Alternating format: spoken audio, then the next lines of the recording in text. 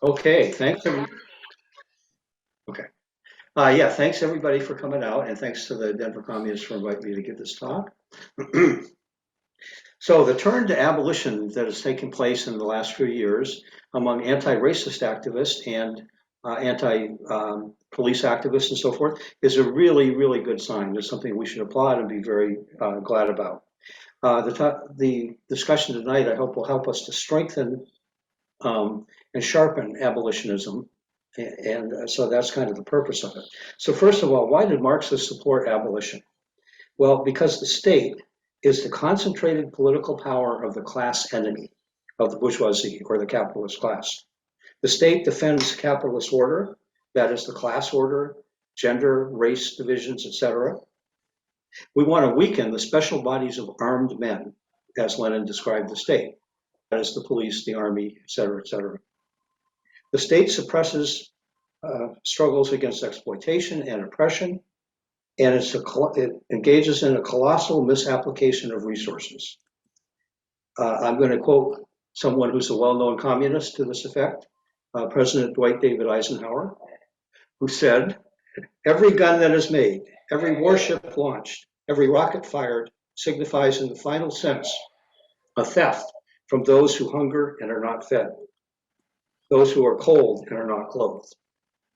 Now, he was talking about the military industrial complex, but it applies just as much domestically to the police and the carceral system. So we have to differentiate what kind of demands we put forward around the police and this question on the basis of does the demand weaken the police and move away from repressive conditions or not? Or, on the other hand, does it reconcile the population to their occupiers? So the liberals in the society are oftentimes wanting to put forward demands that will increase communication between the police and the community, trust between the police and the community. All of these kind of demands are ones that we totally reject because we see the police, as I said, as an occupying force in the interests of the ruling class. So we have to evaluate all the demands that come forward on the basis of that. Now, Marxists have been abolitionists since 1871, and some will argue before that. We could go back to 1850. Lenin clarified this in State and Revolution.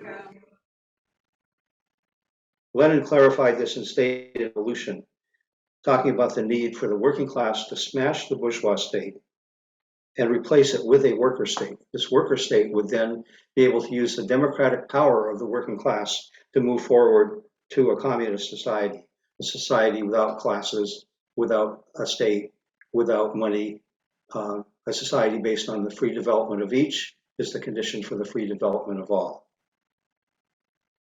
Now, non-Marxist abolitionists often don't recognize that Marxists have had this position for 150 years or so, and that abolitionism is not a new thing. It shows a lack of familiarity with Marxism, but it also shows that abolitionism that is not Marxist is actually quite different than abolition that is Marxist. And we'll get into this a little more. The problems with abolitionism today are often that it's anti-capitalism, which often goes along with it, is very vague.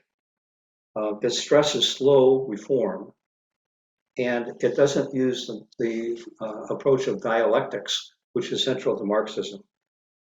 In a dialectical view, society fits together. It's all one whole.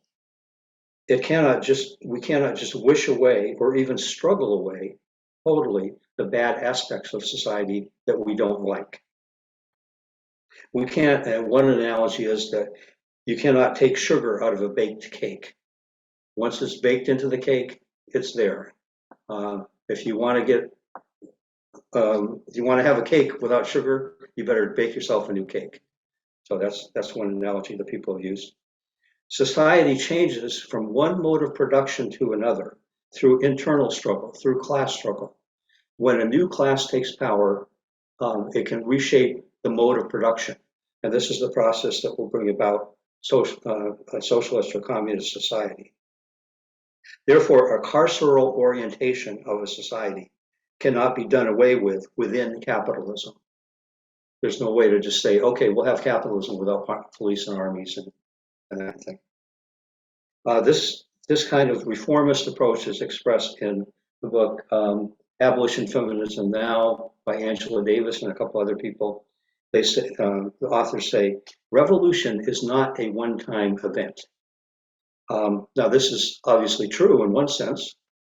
There's a process of revolution. However, what it really is doing is rejecting the idea of insurrection, the idea of workers actually rising up, smashing the state, creating a new state. Abolitionism today often focuses on repression, not capitalism. Can often come across as utopian, that abolition can transform society slowly through transformative justice, restorative justice, etc., increase in social programs, and that's how we can get to a sane and rational society. This is a liberal or social democratic approach. It implies that capitalism can be reformed into a fundamentally safer society. I believe that utopianism, the utopian aspect of the current abolition movement, undermines support for abolitionism. People know that it won't work. So this is one problem that will weaken the support for abolition. And it's important to us as Marxists to win people to support for abolition, because that is a key factor within Marxism that we need to win people to. On the other side, there's an element of anarchism that often comes in. Anarchism does not recognize the need for repression after a revolution. So the anarchist approach to abolitionism will be more of a danger after the revolution than before, although the anarchist and the liberal approaches overlap with each other. So Frederick Engels in the late 1800s explained why the utopian idea that you can have a revolution and then immediately have an unrepressive society, why that didn't work. He said, have these gentlemen ever seen a revolution? A revolution is certainly the most authoritarian thing there is. It is the act whereby one part of the population imposes its will upon the other part by means of rifles, bayonets, and cannon. Authoritarian means, if such there be at all. And if the victorious party does not want to have fought in vain, it must maintain this rule by means of terror, which its arms inspire in the reactionists. In other words, after a revolution, a worker state will have to suppress capitalist attempts at counter-revolution. If it doesn't do this, the revolution will lose. So the Marxist approach, on the contrary, is that we do not believe that there can be an end or even a massive reduction in personal crime under capitalism. In fact, this is one of the reasons that we need a socialist revolution, to create the conditions where people no longer feel the need to attack each other. That is, a society in which all people's human needs are met, and where we wage vigorous campaigns against racism, sexism, etc., and get rid of the structural roots of those problems, so that we don't have widespread misogyny, racist attacks, etc. Under capitalism, mitigation is all we can expect.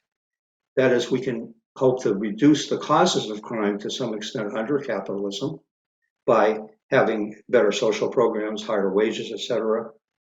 And of course, Marxists are all in favor of that. That's absolutely needed, both in general, because we're opposed to exploitation and oppression, but also because it cuts down on the roots of crime. Also, under capitalism, we need to support movements against racism, sexism, misogyny, etc., and oppose alienation of people with solidarity. To the extent that that happens, we can cut down on the sources of interpersonal crime. We want to adopt the abolitionist criteria for reforms on the police. As I said above, reforms that hurt the police, cut back on the police, etc., are ones that we support. Now, I'm going to say something that may be controversial here, and it's certainly controversial among Marxist abolitionists, and that is that I think we should support the jailing of killer cops. The movement against the murder of George Floyd, for example, resulted in Chauvin being put in jail after a trial, and this was a good thing. to show that people organizing and fighting back could actually make a difference. So it actually strengthened, I believe, strengthened the movement. So even though it is somewhat in opposition to the whole idea of eliminating prisons, it's still, at this point in history, a good thing.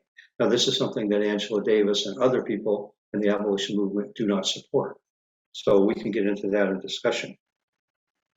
Also, I think Marxists want to shift the focus to the crimes of the system and not the crimes of the individual. We have to have something to say about interpersonal crime, of course, but we need to stress to people that everyday exploitation is theft, as workers are not paid the full value of what they produce, and that results in a degraded life and even death for many people. War and war spending results in millions of deaths. Deliberate destruction of the environment, again, millions more deaths, and a threat to humanity. In the United States alone, on-the-job injury or on-the-job accidents in, I think it's 2020, killed nearly 5,000 people. Industrial disease kills an average of just under 50,000 people every year. This is in contrast to what is known as, in the statistics as homicide, which in one recent year was just under 20,000. So compare those statistics. Worldwide, the statistics are even more stark. Millions die of hunger every year. According to the World Health Organization, 52 million children under the age of 5 are suffering from what is known as wasting, that is slow death from malnutrition, where they have a low birth weight for their height. In a world of food abundance, the World Health Organization says that malnutrition is the main cause of death and disease in the world. So this is a structural problem of capitalism that causes this. The problem that people have is a focus on interpersonal crime rather than the structural crimes that exist and kill people and maim people throughout the world. Street crime to people seems to be abnormal and therefore something they are strongly against. They don't understand that the capitalist operations are the biggest source of crime. Marxists need to win people to a deeper understanding of the biggest threats and how to defeat them. I think this is summarized very well in a quote from The Grapes of Wrath by Steinbeck. He said, "There is a crime here that goes beyond denunciation. There is a horror here that weeping cannot symbolize. There is a failure here that topples all our successes, the fertile earth, the straight tree rows, the sturdy trunks, and the ripe fruit. And the children dying of hunger must die because a profit cannot be taken from an orange. And coroners must fill out death certificates. Died of malnutrition because the food must rot if it is not sold for profit." But there's a hopeful aspect of this quote too. At the end, he says, "And in the eyes of the hungry, there is a growing wrath. In the souls of people, the grapes of wrath are filling and growing heavy for the vintage. This is what we must organize and fight around." Thanks.